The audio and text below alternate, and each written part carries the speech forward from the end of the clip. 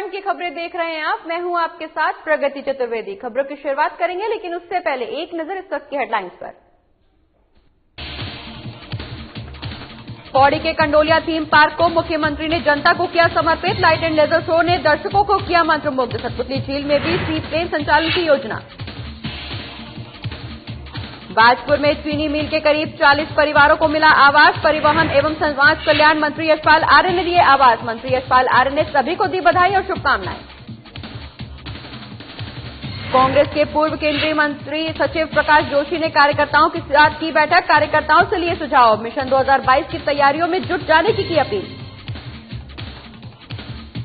बागेश्वर में राजकीय स्नातकोत्तर महाविद्यालय पहुंचे जिलाधिकारी। स्ट्रांग रूम और सीसीटीवी कंट्रोल रूम का किया निरीक्षण। निरीक्षण के दौरान जिलाधिकारी ने सभी व्यवस्थाएं पाई दुरुस्त। चलिए खबरों की शुरुआत करेंगे, जहां इन दिनों सूबे के मुखिया त्रिवेंद्र सिंह रावत जिले के दौरे पर हैं। जहां इस बीच मुख्यमंत्री रावत ने पौड़ी और अल्मोड़ा जिले को कई सौगातें दी हैं। वहीं इसी कड़ी में मुख्यमंत्री त्रिवेंद्र सिंह रावत ने पौड़ी में कंडोलिया के थीम पार्क को जनता को समर्पित किया है। बता दें कि इस मौके पर स्कूली बच्चों की प्रस्तुतियां और पार्क में लाइट एंड लेजर शो कार्यक्रम आकर्षण का केंद्र रहा। वहीं पौड़ी पहुंचने पर सबसे पहले मुख्यमंत्री त्रिवेंद्र सिंह रावत ने कंडोलिया ठाकुर के दर्शन किए और सभी की खुशहाली की कामना की। इसके बाद उन्होंने कंडोलिया थीम पार्क का उद्घाटन करते हुए सभी को कंडोलिया के थीम पार्क की बधाइयां दी। उन्होंने कहा कि कंडोलिया देश के सर्वोच्च ऊंचाई वाला थीम पार्क है। पहाड़ की भौगोलिक स्थितियों को अनुरूप बने इस पार्क के माध्यम से हम पर्यटन विकास को आगे बढ़ा सकते हैं। साथ ही साथ उन्होंने ये भी कहा कि अभी तक हमारे राज्य में धार्मिक पर्यटन ही आते हैं, लेकिन अब इसे और विस्तार देने की कोशिश की जा रही है। वहीं पर्यटन विकास के लिए हमने सर्वाधिक रोजगार देने वाले एडवेंचर टूरिज्म में भी विशेष फोकस किया है। साथ ही साथ मुख्यमंत्री ने यह भी कहा कि शीतकालीन पर्यटन को प्रदेश में बढ़ावा दिया जाएगा। आने वाले 10-12 सालों में स्थितियां और भी बेहतर हो जाएंगी। उन्होंने ये भी कहा कि उत्तराखंड के भवन निर्माण शैली में भी कई क्षेत्रों में सबसे आगे है। इसको बढ़ावा देने की कोशिश की जा रही है। सतपुली में झील निर्माण के अलावा कई योजनाएं पर्यटन विकास को बढ़ावा देंगी। वहीं टेहरी झील की तर्ज पर ही आने वाले समय में सतपुतली की झील में भी सी प्लेन संचालन की योजना है।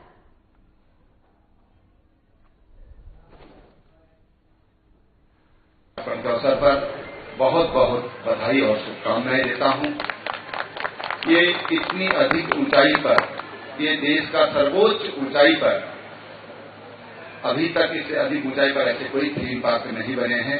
ये पौड़ी का थीम पार्क उस तरह से बना है।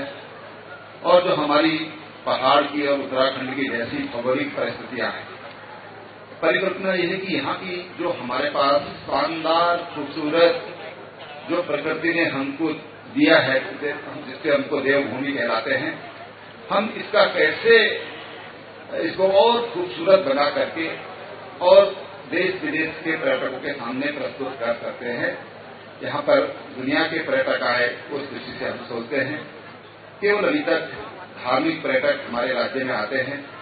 विदेश के भी बहुत कम पर्यटक यहाँ पर आते हैं, 18-20 लाख आते हैं, लेकिन वो कम खर्चीले होते हैं। और इसलिए आज हमारी जरूरत, जहां श्रद्धालु हमारे राज्य में बड़ी संख्या में आते हैं, हमारी आबादी के लगभग 4 गुना श्रद्धालु यहाँ पर आते हैं, अब हमारा ध्यान है कि हाई एंड टूरिस्ट ये यहाँ पर आए। और उसके लिए हमने एडवेंचर टूरिज्म पर विशेष फोकस किया है, क्योंकि ये की रिपोर्ट कहती है कि आने वाला भविष्य और जो सर्वाधिक रोजगार क्रिएट करेगा वो एडवेंचर का क्षेत्र होगा। और हम उस योजना के उस सुझाव पर हमने थोड़ा सा कदम बढ़ाने की कोशिश की है। उसी में दिलखेत हुआ, या जो मरतुला में हुआ, गौचर में भी हमने एक छोटा सा प्रयोग किया। ऐसे तमाम जगहों पर हम इस तरह के प्रयास कर रहे हैं। उत्तराखंड की जो कंडीशन है, जो हमारे क्लाइमेटिक कंडीशन है, वो उसमें बहुत ज्यादा आकर्षण है।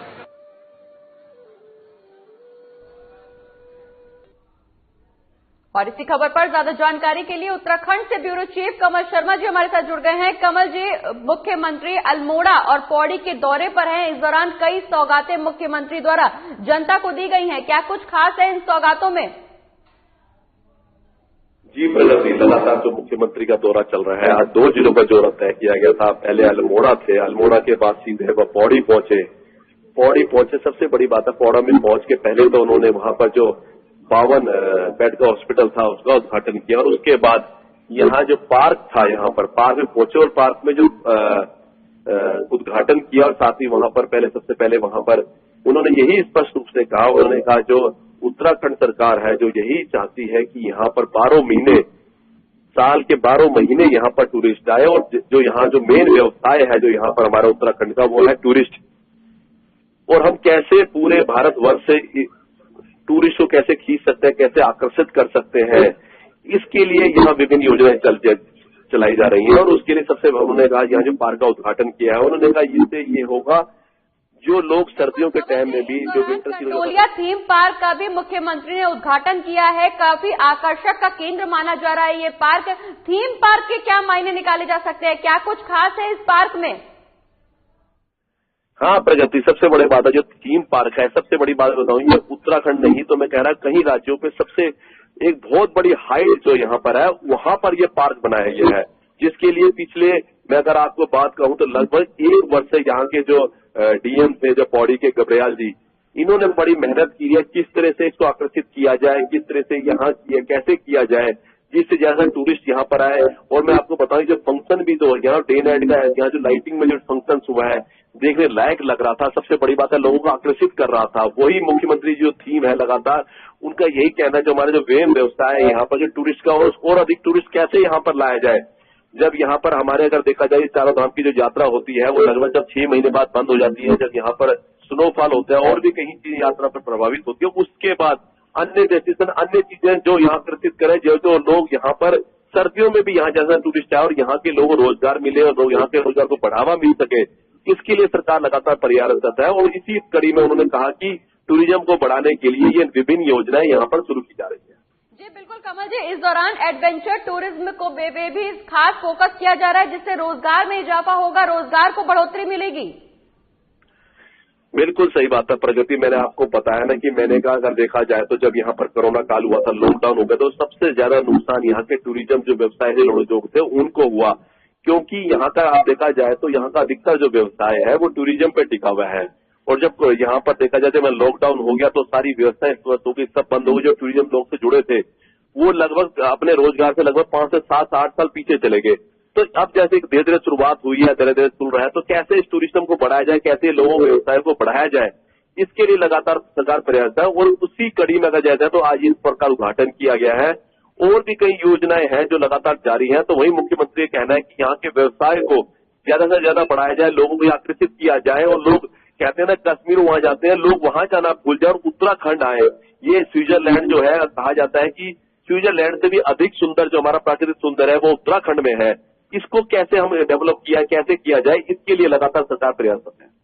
जी बिल्कुल, इस दौरान पर्यटन को विस्तार करने की तो कोशिशें लगातार की जा रही हैं। वहीं सतपुली में भी सी प्लेन संचालन की योजना सरकार बना रही है, टिहरी की तर्ज पर यह योजना बना रही है। क्या कुछ खास है इस योजना में? हाँ प्रगति, सबसे बड़ी बात रहेगी अभी आपने देखा होगा गुजरात में भी एक सी प्लेन उतारने का वहां एक झील बनी है, वहां पर टूरिस्ट को बढ़ावा देने के लिए किया जा रहा है। वही उसी तर्ज पे जो अगर देखा जाए तो यहाँ पर सतपुतली में भी और टिहरी में जो बहुत बड़ी यहाँ पर लेक है जो लगभग मैं बताऊं 40 से 45 किलोमीटर लंबी है, यहाँ भी सरकार का यही प्रयास है, यहाँ भी सी प्लेन जो है उतारे जाए, सी प्लेन किया जाए जिससे टूरिस्ट आए।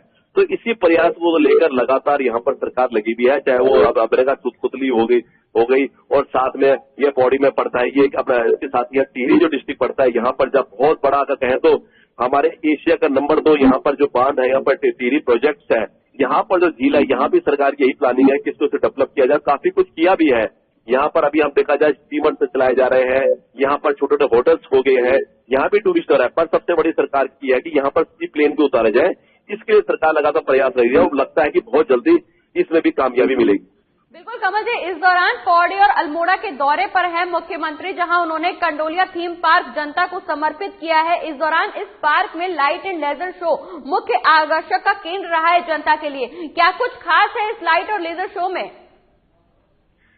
जी प्रगति, अगर आप देखें अगर जाए तो दिल्ली में अक्षरधाम मंदिर है, वहां पर भी जो कहा जाता है कि शाम को जो लाइट सिस्टम चलता है, कि फंक्शन चलता है लगभग आधे घंटे का, और लोगों आकर्षित करता है। मैं कहता हूँ हिंदुस्तान में वर्ल्ड के लोग भी वहां पर देखने के लिए लोग पहुंचते हैं। वही चीज देख के अब ये जो गंडोलिया पार्क है, यहाँ पर भी ये व्यवस्था की गई है कि जो लोग हैं दूर दूर से आए, और सबसे बड़ी बात है इतनी हाइट पे है यहाँ पर, जब आप पहुंचोगे और आप वहां से जब रात को देखोगे तो आपको ऐसा नजारा दिखाई देगा कि आप किस ऐसी ऐतिहासिक जगह में आ चुके हैं। तो इसी तरह टूरिस्ट को खींचने के लिए ये लगातार योजना की है, पार्क किया गया है, जिस ज्यादा लोग आए और यहाँ के टूरिस्ट का जो मेन रोजगार है वो लोगों बढ़े और लोगों व्यवसाय बढ़े, इसके लिए लगातार सरकार प्रयास कर रही है। उसी कड़ी में देखा जाए तो आज ये पार्क का उद्घाटन किया गया मुख्यमंत्री द्वारा। जी बिल्कुल कमल जी, जैसा कि आपने बताया मुख्यमंत्री के द्वारा उद्घाटन किया गया, जनता को रिझाने की कोशिश की गई। जनता में इसके प्रति कितना उत्साह, कितनी खुशी देखने को मिल रही है? जी प्रगति, अगर कहें तो जब ये फंक्शन हो रहा था कड़ाके की ठंड थी, क्योंकि मैंने बताया ये बहुत हाइट पे एरिया है ये जहां ये पार्क बनाया गया है, और इस टाइम देखा जाए तो बहुत कड़ाके की ठंड, टेम्परेचर भी लगभग 1 या 2 माइनस पे आ जाता है यहाँ पर। उसके बावजूद भी देखें तो लगभग 3 से 5 हजार आदमी यहाँ पर उपस्थित थे, और जो नजारा देखने लायक लग रहा था वो बड़ा ऐतिहासिक था। तो वही चीज दिखाई जा रही है, ये पार्क बनाए जा रहे हैं, ये डेस्टिनेशन तैयार किए जा रहे हैं, कैसे टूरिस्टों को बुलाया जाए, कैसे व्यवसाय बढ़ाया जाए, इसके लिए सरकार लगातार प्रयास है। वही मुख्यमंत्री लगातार व्यवसाय को, टूरिज्म को, मैंने देखा जाए कहीं उद्योगिक क्षेत्र हो और चीजें कैसी चीजों उद्योग को यहाँ लाया जाए, टूरिस्ट को बढ़ाया जाए, तो कितनी विभिन्न योजना है उसको ला रहे हैं जिससे लोगों को यहाँ रोजगार मिल सके और लोग यहाँ के फलीभूत हो सके और ज्यादा से रोजगार लोगों को मिल सके। चलिए, बहुत बहुत शुक्रिया कमल जी, ये तमाम जानकारी हमारे दर्शकों तक पहुंचाने के लिए। हम आगे भी आपसे अपडेट्स लेते रहेंगे, लेकिन फिलहाल के लिए शुक्रिया। बढ़ते हैं आगे, जहां बाजपुर विधानसभा के चीनी मिल के करीब 40 परिवारों को आवास को लेकर लंबे समय से मांग की जा रही थी, जिसे आज प्रदेश के परिवहन एवं समाज कल्याण मंत्री यशपाल आर्य ने पूरा कर दिया है। वहीं आज बाजपुर विधानसभा के चीनी मिल के करीब 40 परिवारों को आवास आवंटित किए गए हैं, जिसकी लागत करीब 3 करोड़ रुपए है। वहीं मंत्री यशपाल आर्य ने कहा कि आने वाले समय में अगर आवासों की कमी होती है तो यहां पर और आवास बनाए जाएंगे, जिससे चीनी मिल के सभी कर्मचारियों को किसी भी तरह की समस्या का सामना न करना पड़े। इसके साथ ही मंत्री यशपाल आर्य ने सभी को बधाई और शुभकामनाएं भी दी।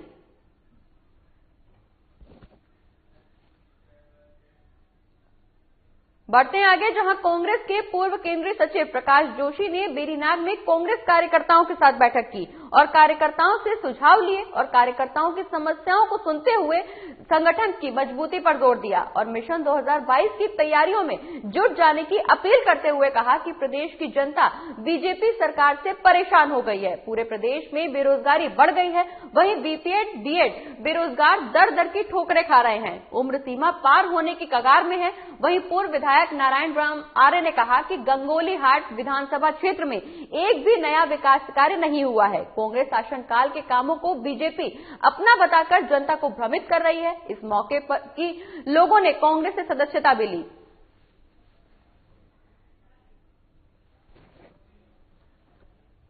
देश के अंदर जहां जहां भी हमारे जो ब्लॉक हैं, ब्लॉक स्तर पर कांग्रेस जनों से मेरे मिलने की इच्छा थी, क्योंकि मैं पहले कांग्रेस का राष्ट्रीय सचिव रहा हूं और अब पार्टी से मैंने निवेदन किया था कि मुझे कुछ समय प्रदेश के अंदर अपने कांग्रेस जनों के बीच काम करना है। तो उसी सिलसिले में मैं पिछले 3 दिन चंपावत के दौरे पे था और अब मैं यहाँ आया हूँ पिथौरागढ़ और बागेश्वर के जिले। 5 दिन का दौरा है मेरा, उसमें बेरीनाग आया, सभी कांग्रेस परिवार के सभी साथियों से मिल रहा हूँ।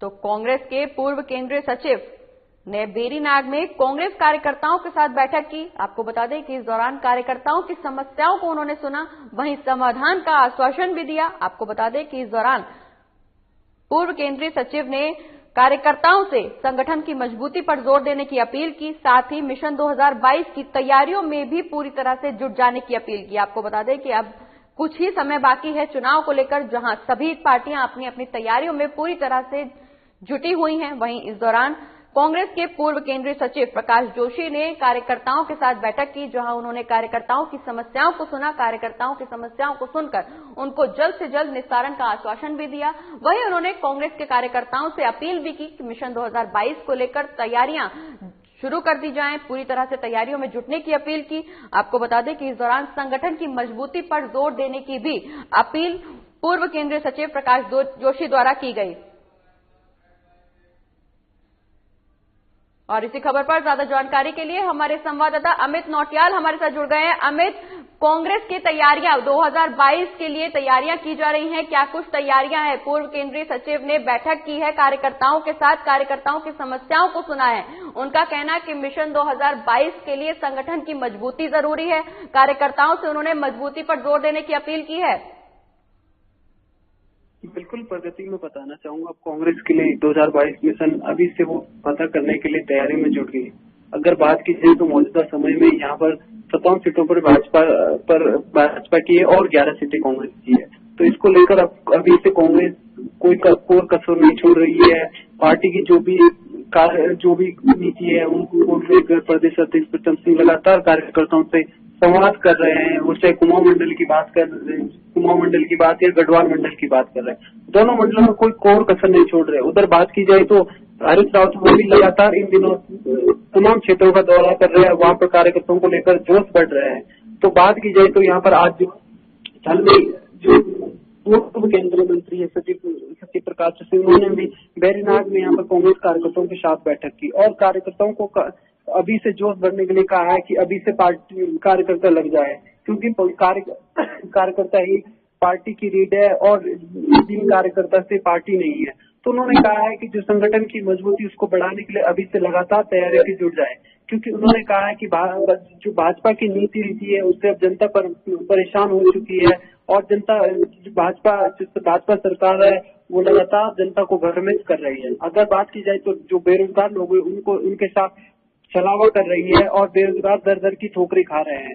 अगर बात की जाए तो दूसरी ओर यहाँ पर बीजेपी की, तो बीजेपी भी लगातार इन दिनों सियासी दौरा कर रहे हैं और बात की उधर आम आदमी पार्टी भी लगातार चुनावी माहौल में तैयार है। और बात की तो इधर आज प्रकाश महासचिव है कांग्रेस के, तो उन्होंने भी कार्यकर्ताओं से कहा है कि अभी से जुड़ जाए ताकि पार्टी की जो नीति है उसको लेकर भी लगातार कार्यकर्ता से जनसंपर्क बनाए सके। और उन्होंने कहा है कि जो उम्मीदवार में जिनको भी टिकट मिलेगा 2022 में उनको लेकर के सभी पार्टियां अपनी अपनी तैयारियों में जुटी हुई हैं। वहीं कांग्रेस एक दूसरे पर आरोप प्रत्यारोप का सिलसिला लगाए हुए है। इस दौरान कांग्रेस के पूर्व केंद्रीय सचिव ने कार्यकर्ताओं के साथ बैठक की, मिशन 2022 की तैयारियों पर जुटने की अपील की। बहुत बहुत शुक्रिया अमित, ये तमाम जानकारी हमारे दर्शकों तक पहुंचाने के लिए। बढ़ते हैं आगे और अब बात बागेश्वर की करेंगे, जहां जिला अधिकारी और जिला निर्वाचन अधिकारी विनीत कुमार आज राजकीय स्नातकोत्तर महाविद्यालय पहुंचे, जहां उन्होंने बागेश्वर में ईवीएम मशीन के लिए बनाए गए स्ट्रांग रूम और सीसीटीवी कंट्रोल रूम का मासिक निरीक्षण कर सुरक्षा व्यवस्था का जायजा लिया। वहीं निरीक्षण के दौरान जिला अधिकारी और जिला निर्वाचन अधिकारी ने ईवीएम और वीवीपैट मशीनों की सुरक्षा में तैनात सुरक्षा कर्मियों को निर्देश दिए कि ईवीएम और वीवीपैट मशीनों की सुरक्षा में किसी तरह की कोई लापरवाही न बरती जाए। इसमें सभी सुरक्षा कर्मी अपनी ड्यूटी का निर्वहन पूरी मुस्तैदी के साथ करें। वहीं जिलाधिकारी ने सीसीटीवी कंट्रोल रूम का भी निरीक्षण किया। बता दें कि निरीक्षण के दौरान जिलाधिकारी ने सभी व्यवस्थाएं दुरुस्त पाई। तो बागेश्वर में जिला अधिकारी और जिला निर्वाचन अधिकारी विनीत कुमार ने आज राजकीय स्नातकोत्तर महाविद्यालय पहुंचे, जहां उन्होंने ईवीएम मशीन के लिए बनाए गए स्ट्रांग रूम और सीसीटीवी कंट्रोल रूम का निरीक्षण किया, जहां सुरक्षा व्यवस्था का जायजा लिया। बता दें कि इस दौरान जिलाधिकारी ने सभी व्यवस्थाएं दुरुस्त पाई। वहीं उनके द्वारा कई दिशा निर्देश भी दिए गए। तो राजकीय स्नातकोत्तर महाविद्यालय पहुंचे हैं जिलाधिकारी, जहां उन्होंने सीसीटीवी और स्ट्रांग कंट्रोल रूम का निरीक्षण किया। बता दें कि इस दौरान सभी व्यवस्थाएं हालांकि दुरुस्त पाई गई, लेकिन जिलाधिकारी ने तमाम सुरक्षा के दिशा निर्देश दिए। और इसी खबर पर ज्यादा जानकारी के लिए हमारे संवाददाता विकास शाह हमारे साथ जुड़ गए हैं। विकास, जिला अधिकारी निरीक्षण करने पहुंचे हैं, जहां उन्होंने सीसीटीवी कंट्रोल रूम और स्ट्रांग रूम का निरीक्षण किया है। सभी व्यवस्थाएं दुरुस्त पाई गई हैं, लेकिन उन्होंने सुरक्षा व्यवस्था को लेकर कड़े दिशा निर्देश दिए हैं। क्या कुछ दिशा निर्देश इस दौरान जिलाधिकारी के द्वारा दिए गए? जी प्रगति, बिल्कुल। जो जिलाधिकारी हैं बागेश्वर के विनीत कुमार, वो हर महीने जो है मासिक शिक्षण यहाँ पर किया जाता है। जो ईवीएम मशीन है उसके लिए जो स्ट्रांग रूम बनाए गए हैं, जो तमाम जो सीसीटीवी कंट्रोल रूम है, वहाँ पर हर महीने जो है मासिक निरीक्षण किया जाता है और वहाँ पर जो सुरक्षा व्यवस्था है उसका जायजा लिया जाता है। और साथ साथ जो डीएम जिलाधिकारी हैं विनीत कुमार, उन्होंने जो वहाँ पर जो सुरक्षा कर्मी है उनको निर्देश दिए कि जो ईवीएम मशीन में जो वीवीपैट जो मशीनों की जो सुरक्षा, किसी भी प्रकार की कोई लापरवाही न बरती जाए। यहाँ पर जो सुरक्षा कर्मी हैं वो अपनी ड्यूटी जो है मुस्तैदी से वहाँ पर अपनी ड्यूटी जो है मुस्तैदी वहाँ पर निर्वहन करें। जिलाधिकारी ने इसके साथ ही जो सीसीटीवी कंट्रोल रूम है उनका भी निरीक्षण किया और तमाम जो सभी व्यवस्थाएं उन्होंने वहाँ पर जो है दुरुस्त पाई। और साथ साथ उन्होंने ये भी कहा कि किसी भी प्रकार की यहाँ पर जो है कोई लापरवाही नहीं होती है। जो सुरक्षा कर्मी है वो अपनी ड्यूटी पे जो है यहाँ पर मुस्तैद रहेगी। जी बिल्कुल विकास, इस दौरान सुरक्षा व्यवस्था का भी जायजा लिया है उन्होंने। निरीक्षण के दौरान जिला अधिकारी और जिला निर्वाचन अधिकारी ने ईवीएम और वीवीपैट मशीनों की सुरक्षा में तैनात सुरक्षा कर्मियों को भी दिशा निर्देश दिए हैं। सुरक्षा कर्मियों को क्या कुछ दिशा निर्देश दिए गए हैं? जी प्रगति, इसमें यही जो जिलाधिकारी हैं अभिजीत कुमार, उन्होंने यही निर्देश दिए हैं क्योंकि ज्यादातर जिस तरीके से जो खबरें आती हैं ईवीएम मशीन में कहीं पर कोई छेड़छाड़ की खबरें आती तो वो इस प्रकार का कोई हत्या की कोई ऐसी कोई घटना न हो, तो इसको लेकर जो सुरक्षा कर्मी है उनको निर्देश यही दिए गए कि आप अपनी ड्यूटी जो है मुस्तैदी से यहाँ पर की जाए। किसी भी प्रकार की कोई लापरवाही नहीं बरती जाएगी। किसी प्रकार कोई लापरवाही सामने आए तो उस पर तत्काल जो है विभागीय कार्रवाई की जाएगी। सभी मुस्तैद वहाँ पर कर्मचारी जो अधिकारी हैं उनको निर्देश दिए गए हैं कि आप अपनी जो ईवीएम मशीन के आसपास, जो सीसीटीवी कंट्रोल रूम के आसपास जितने भी जो सुरक्षा कर्मी हैं वो अपनी ड्यूटी जो है मुस्तैदी के साथ करें। जी चलिए, बहुत बहुत शुक्रिया विकास, ये तमाम जानकारी हमारे दर्शकों तक पहुंचाने के लिए।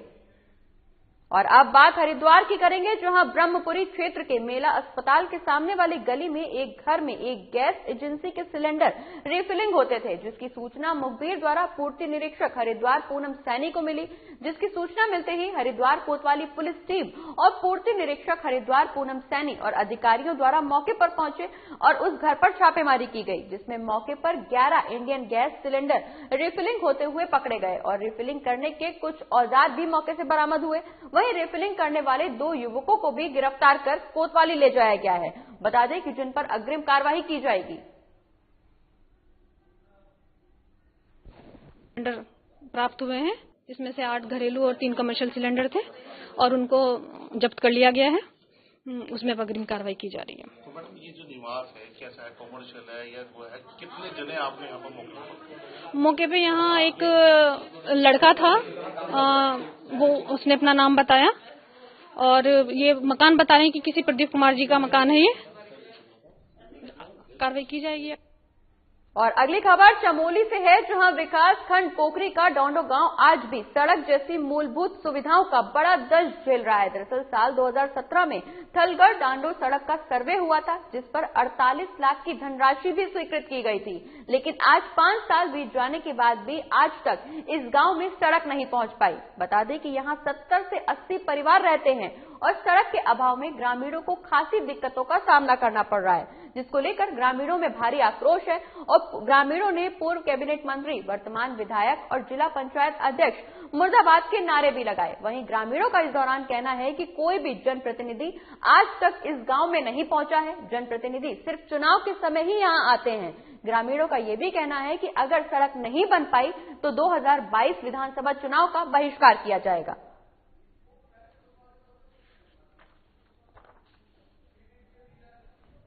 जी, मेरे पीछे आप देख सकते हैं तमाम ग्रामीण यहाँ पे बैठे हैं। एक बड़ा आक्रोश यहाँ पे देखा जा रहा है। जो 2017 में डाडो कल्सिर मोटर मार्ग का सर्वे यहाँ पे हुआ था, लेकिन आज तक 4-5 साल बीतने के बाद भी यहाँ पे मोटर मार्ग का सर्वे नहीं हो पाए। सर्वे हुआ है लेकिन आज तक यहाँ पे कार्य प्रारंभ नहीं हुआ है, जबकि इससे 48 लाख की धनराशि यहाँ पे स्वीकृत हुई है। लेकिन उस संबंध में जब लोक निर्माण विभाग के जो अधिशासी अधिकारी हैं, उनका कहना है कि यहाँ पे डिजिटल मैप अभी तक नहीं बन पाया है। तो अब आगे बड़ा विषय ये होता है कब लोक निर्माण विभाग पोखरी इस सड़क का डिजिटल मैप बनाएगा, कब यहाँ ग्रामीणों को उचित सुविधा मुहैया कराएगा। मैं नीरज कंधारी, साधना प्लस टीवी के लिए चमोली पोखरी से। डाडो मोटर मार्ग जिसकी कुल लंबाई 4 किलोमीटर है, इसमें 48.35 लाख की धनराशि सैंक्शन हुई थी।